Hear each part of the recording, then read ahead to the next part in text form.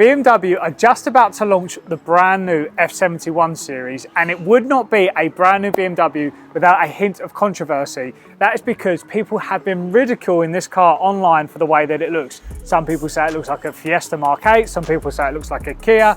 It doesn't matter. AUTOID is here to change your opinion on the way that cars look. So we're going to do a bit of a deep dive on it today, and we have one of these cars arriving as a brand new AUTOID shop car in just 2 weeks' time. So you might be wondering, what is the F70? The F70 is the latest generation of BMW's 1 Series. Instead of facelifting the previous gen, the F40, they've just full on replaced it only 4 years after the initial F40 was launched. Now, the M135i has actually gone through quite a few changes. The basic chassis is the same, the doors are the same, side skirts, a few other, and the main body of the car is exactly the same. But they've changed the gearbox, so it's now gone from a ZF8 to a 7-speed DCT gearbox, which I'm not too sure about, to be honest. We're gonna have to find out what that drives like. And that has then meant that the actual engine has 50 Newton meters less torque, but the power remains the same at around 300 brake horsepower.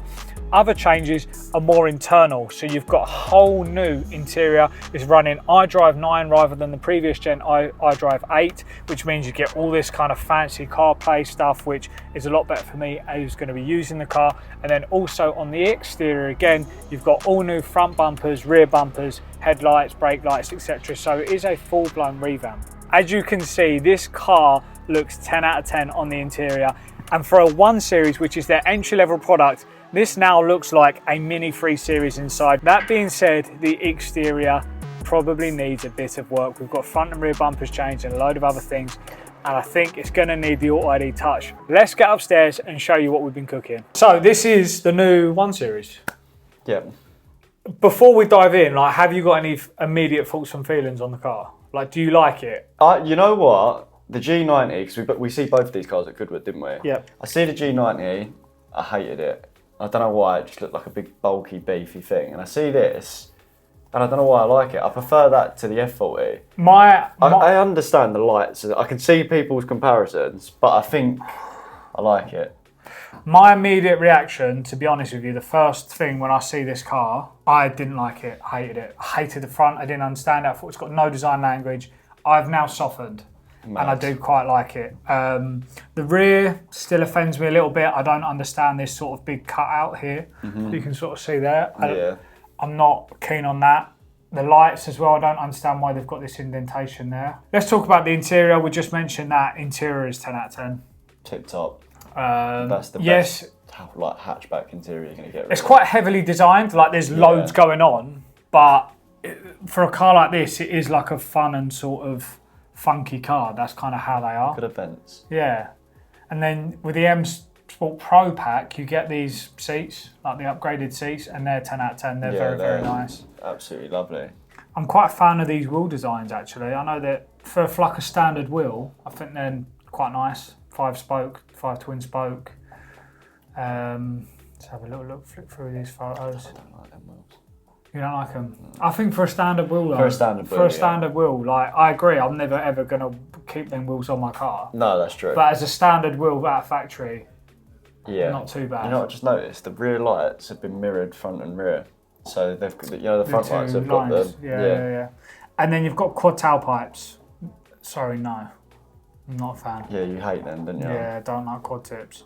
So let's just look at the front. This is what it's been compared to. Another one, if you go back and forth, you can kind of see what people are saying. Yeah, you can see it. And then another comparison is this, the Kia. Do you want to know what looks quite mad? The Fiesta looks more aerodynamic than the 1 Series, to be honest. It's... it looks a bit more streamlined, doesn't it? I don't know, it's a bit stumpy there if you look. Yeah. But the comparison is given. So that's it compared to the F40 as well. When you sit like this, the front grille is 10 times better on the new car. No, I definitely agree. I hated that grille on the F40. Is that the same shape headlight? Oh no, it's not. It's ever so slightly skinnier. I don't know. I think it's slightly skinnier. But I mean, what I can't get over is if they put this headlight design in this car, I think it would be 10 out of 10. No, I do agree. I know that they're trying to move on from that, but it would work really, really well. And then on the rear, Again, I don't understand this cutout here. I think if they had just left that like that, it would have probably been a bit better, but obviously they're trying to make it more modern. And then the rear diffuser, there's no real rational reason for why they've done this cutout here. So we'll get onto that anyway in a minute. You'll see why I think it looks better without that. Let's move on. Let's talk about what we've done with the kit so far. So this was our initial version of the kit, and I feel like I've just heard you through the screen go, oh, what have they done? And to be honest, the first time I see this, I was kind of like, nah, that's not really how I envisioned it. I don't know if you agree. We basically added the front splitter here. It comes up a little bit too high, and then we've got this kind of add-on piece here, which wasn't really how I was envisioning it in my head. We've added canards, which I think we would still keep, but we've sort of changed that as well. So you can see then I've gone in, let's do a few revisions.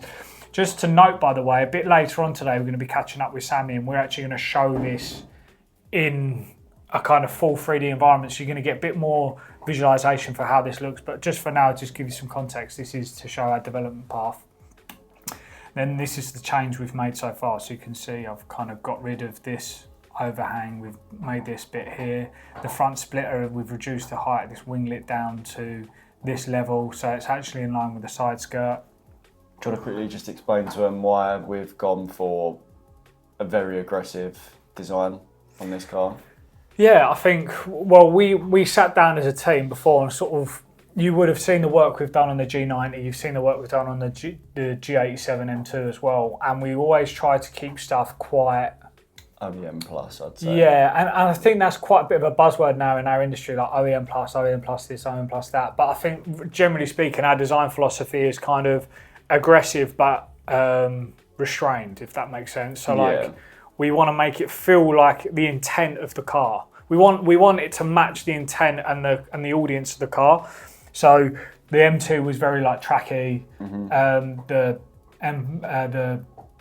M5's gonna be quite like brutish, quite like stylish and aggressive sort of. And this is more of like a fun sort of hot hatch sort of style, that A35 style, isn't it? And that's where this design, that's where these canards come from. It's kind of like punching above its weight. That's what we kind of want to get. Yeah, want to make it look like, I don't know, hot hatches in the UK are very popular, and all hot hatches get modified to anything. And the problem with a hot hatch is when you put a few little subtle things on it, you can't really notice anything. So we've kind of gone a bit all out there, making what looks like almost a normal car a very out there car. Yeah. That was sort of our idea with it. Yeah, just make it a bit more aggressive. I said that in a really roundabout, long way. Yeah, but I was trying to add context to why we've gone this route, because it's a bit more aggressive than we normally would. It's bold. Bold is probably a nice word to explain it, yeah. So here you can see here, if you just focus on this area here where my mouse is, you can sort of see the changes from the side there, and then also this side skirt. So we've matched this splitter now to be the same height as the side skirt. And then you can see also we've got this kind of little downwash sort of winglet here, which we've then carried on through the rear diffuser as well. Talking of the rear diffuser, so this is quite an aggressive design, and as you can see there's that sort of like grey area which we think is actually going to be the back box, so we've had to make a little bit of a revision there to bring that down, so it kind of looks like this now. And this was kind of a bit of a, how can I explain, this was based on a sketch that was done early on. If I can quickly show you these sketches. So if you look at this sketch, we had a couple of different early designs, and this one just really caught my eye. And this actually comes from the Lamborghini Temerario kit that we're working on at the moment, which is a completely different style of car. Project, yeah. But I thought, why not just see what it looks like? And I mean, I thought it looked really, really good. And once we've seen it in 3D, I think it looks really good as well. And we will be able to kind of play with this a little bit and have maybe this bit in gloss black or this bit in carbon fibre. I think initially we're looking at doing the whole kit in gloss black and then having carbon fibre touches, or we might have them in carbon fibre and gloss black. Be really interested to hear your thoughts below, because obviously carbon fibre kit's going to be probably 3-4 times the price of the gloss black kit, which is a big thing to consider. I mean, we've not really got any idea on what pricing will be at the moment. So let's look at the rear spoiler. Again, this is quite an aggressive rear spoiler. This would hopefully fit the F40 M135i as well. So we don't know that yet, but we're fairly certain it will. We're banking on that. We're banking on that. As you can see, again, quite an aggressive design. This initial early design covers the whole rake of the car, but I think we're going to do some developments on this. Right, that gives you a bit of an overview of what we've done so far. We're going to make some changes today, so we're going to jump on a call now with Sammy. He's going to show us the CAD in Blender, and we're going to get to it and make a few more changes with you guys watching. So I've showed you guys the renders of the kit so far, and now we've got it here in Blender. This is essentially where we will design and sort of manipulate the kit in a sort of 3D space. We've got Sammy on the line as well. He's going to be with us today, just going through a few changes, because there are a few little things we want to change with the splitter, with the front and front end and the rear diffuser. So we thought, why not kind of take you guys through that process. So with that being said, I think let's go first to the front splitter and have a look at those corner edges, because... Yeah, no, I definitely think we should lip them out ever so slightly more, just to give it a bit more of a beefy look. Definitely, just to replicate what the side skirt sort of looks like. That's it. The wheels look amazing, by the way. Yeah. 1000Ms. They're very similar in design, aren't they? Yeah. I think I might have to get a set of them for our car. Yeah, they look really good on that. Yeah.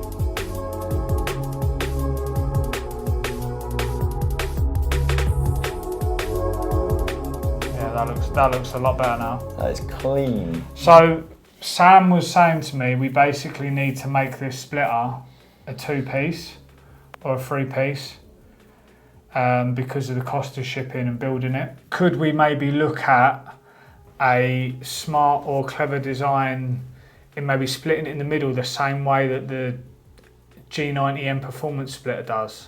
So I was thinking, right, if you do want an open end, what we'll have to do is obviously close off this area.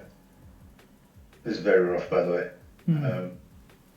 Close off this area and then get another piece inwards, like that. Oh, that's not a bad idea. So you almost have like a little middle chock that goes between them. Yeah, and that will be a separate piece that will click on to each side. And it also mimics what they have here. Yeah. Obviously, that's very rough right now, but... I don't like that. I think it needs to be a flat, it needs to look, it needs to have a flat look rather than any step.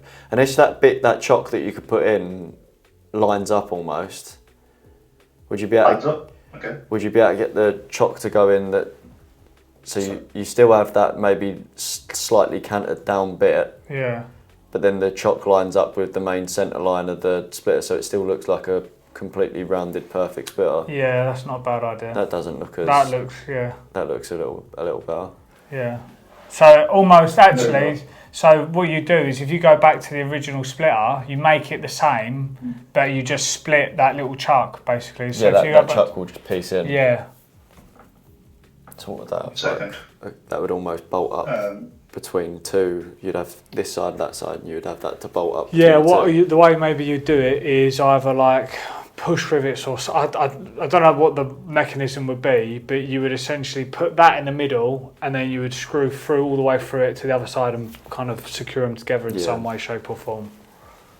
We'd have to design like even if it was a push clip, actually, if that little centerpiece there had clips, like actual like little plastic clips, so they popped in. I wonder whether it's possible if this bit here is like a puzzle piece and it just slots in.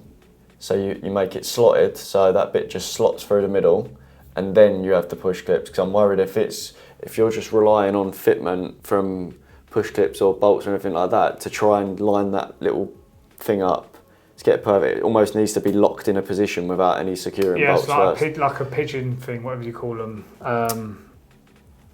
Like this. Yeah, like a puzzle. Yeah. No, but so basically, if I'm drawing this out now, you'd basically have the splitter here. It comes around like, maybe it comes around like that. Yeah. And then the other splitter comes around like that. Yeah. And then this little centerpiece has that's bits it. like that. It's locked in. Yeah. So it's got 2 balls and a little shaft. Yeah, mate, that's perfect. Yeah. Yeah, and then that way people ain't going to be like, oh, my centre chock looks wonky. Yeah. Because it's locked in. What I've just illustrated, Sammy, is Shall I take a photo of that for the vlog? Yeah. This is Jack's expert design techniques. Yeah, but basically what Nathan's saying is, mate, that middle centerpiece will essentially be like a puzzle piece that will get pushed into the splitter, maybe from below or maybe from above, so that when you attach the splitter, it's locked in. Yeah. Should we go through exhaust tip options? Because we was having a little bit of a debate, weren't we, about whether we go for single tips or twin tips? Yes. So the plan is to essentially offer customers the option. So we're going to partner with Miltech to develop a custom exhaust system for this car, and version 1 will essentially be exactly the same as stock in terms of being a quad tip option, and the diffuser will fit that. But my personal preference isn't actually to have quad tips. I don't really agree with anything other than an M car having quad tips. Call me old fashioned, but I just think it's a little bit strange. So I would like to work with Miltech to make this custom V2 system, which will essentially be a single twin exit exhaust system. I think that looks better. I think it looks so much better. No, I do agree. That definitely looks better. I think it looks more aggressive. Yeah, it does. I don't know why. I think it does. It's because it's a hatchback. Yeah. Like the GTI spec, isn't it? Yeah. I also wonder, I don't know, we're going to have to see, because as we've mentioned already, obviously our car's coming in a couple of weeks. When we get there and we can have a look under the car, we'll see how much free space we have, because I'm assuming there's going to be a load of crash structures and things like that under the car. I would like to even have the tips maybe closer in, I don't know, or would you say that's about right? No, I think that's fine. Yeah? Yeah, I think that's fine. They're roughly inset with like the middle of that light there. Yeah, that's about right, I'd say. Yeah? Yeah. If you push them in a little bit closer, it might have just been the angle. Would you prefer that now? No, it's with a more. That's a bit more of a true to real life look that you would see. Yeah. What size are those tips, Sammy, we've got on there? Do you know? Are they the same as OEM? Or are they slightly bigger? No, they are ever so slightly bigger. You can see here. Yeah, so that's about right. So the stock tips, I believe, I'm literally assuming here, I think they're 90mm on these, because the quad tips are slightly smaller. I'll have to have a look, but I think we go to single tips and make them like 115mm, which would be like 4.5 inches, which is around the same size as what you'd get on the current F40 on the bigger tip option. So let's look at the diffuser design, because we've obviously spoke about that sort of centre section there, which we want to offer in either carbon or gloss black. But the key thing is obviously going to be around the exhaust tips and sort of that mechanism for how we offer a quad tip and a single tip option. And obviously the more straightforward thing would probably be just offering 2 different whole diffusers, but there's obviously a lot of cost associated with doing that, so we need to maybe look at that as an option. But the second one is essentially having like these little inserts, which, Sammy, I don't know if you're able to sort of show. That's how the diffuser would look when a customer gets it, and then we'd give them quad tips or twin tip options, I suppose. So it would just slot like into an insert, that. Yeah, nice. A gloss black insert. So you'd either have that one, or you'd have the second insert, which would go. That's a good way of illustrating it. Yeah. So you can see they'll just sort of plug in, essentially, giving you free rein to change between them. Yeah, no, I love that. I think whilst we're here and we've got the rear spoiler there, we've got a couple of screen grabs, but I think it's worth having a look at it in a 3D sort of space. You can sort of see it. It's quite aggressive design. I love that.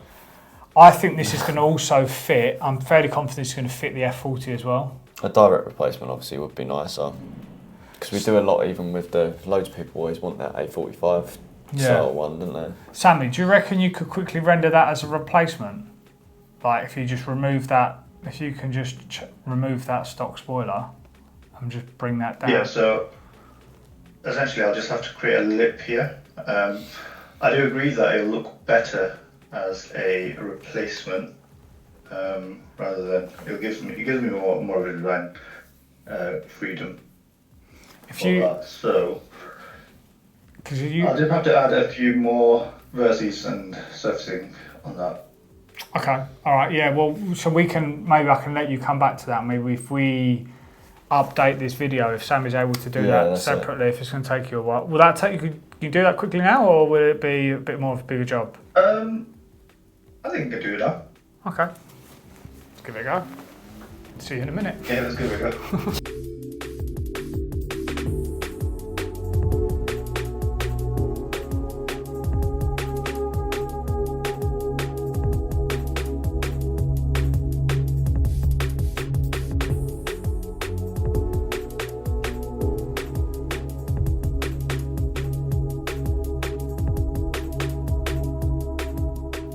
That does look so sick, doesn't it?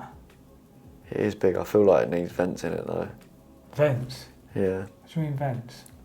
Like now, because of the height of it, if you was to port a hole. Nah, that looks sick. Like hole where? Hole where? So port 2 holes on the ends of these. Yeah. I'm not even bantering. Through the top? So this has, see on this bit here, so if you was looking down below it, it would have like an air vent hole through it. Ah, but then it ain't a spoiler. That is a spoiler. You mean, so cut a hole out there, yeah? Yeah. If that had like a hole vented. Okay. Yeah, see how it goes. Vented through it. You mean like that, yeah? No, not straight no, but circle. there, but you meant a hole Yeah. Yeah, hold on. But that indented properly.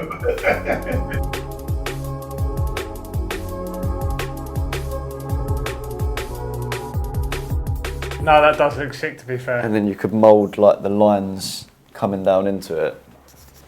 That slabs. Yeah, it actually does look really good. That's gonna be so much money to make though. That is so techy. You'd probably make it smaller, so like, like that. That's it. Oh, that's hard. That's I'm not even gonna lie, that's sick. What we'll do as well, Sammy, if you can engineer like almost like a shutter that comes in and out, like for like active aero. Yeah, that's what we're gonna do. Active That would slap. You go all fucking bonkers. Did you see my vision with the vent? Yeah, I want to make this now. I like that.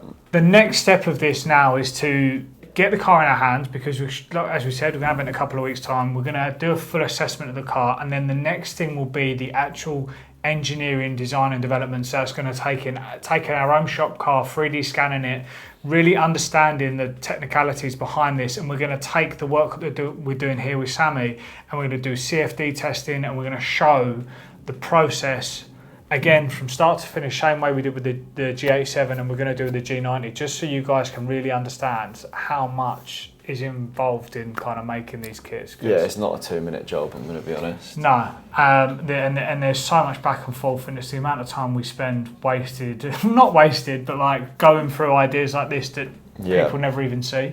The fitment's the hardest thing, I would say.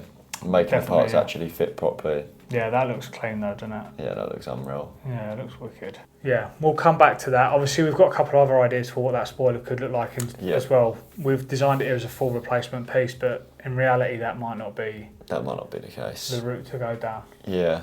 Right, so we're going to finish this part of the video off now, Sammy. Thank you so much for your time today, mate. Proper appreciate it. And I'm looking forward to seeing the new renders. Maybe we'll pop them up now so you can see them. In the meantime, me and Nath are going to pop back downstairs because there's a few more bits we need to go through about this car. Nice one. Thank you, Sammy. Alright, thanks, bro. Cheers, bro. Catch you in a bit. Right, that is our work done on the computer today. Here are those first renders that we just worked on, and I think you'll agree the kit at this current stage looks incredible. I'm very happy with how this car is looking. Yeah, I think I'm gonna have to buy an F70 now. Yeah, I definitely agree. Maybe we'll have to get two in two different colours. Yeah, come on. If you made it this far, this is your opportunity to give us some feedback on the kit and what you think of the job we've done on the F70 so far. We are in the development process right now, so any comments you drop below could have an impact on this kit and how it gets to market. We have a full warehouse here that is ready to be stocked full of F70 parts, and we're excited to see that being the case. That being said, our car arrives here in 2 weeks time. Please do subscribe if you haven't done so already, because you'll be able to follow the full build process on our F71 series. Thank you so much for watching, guys. See you next week.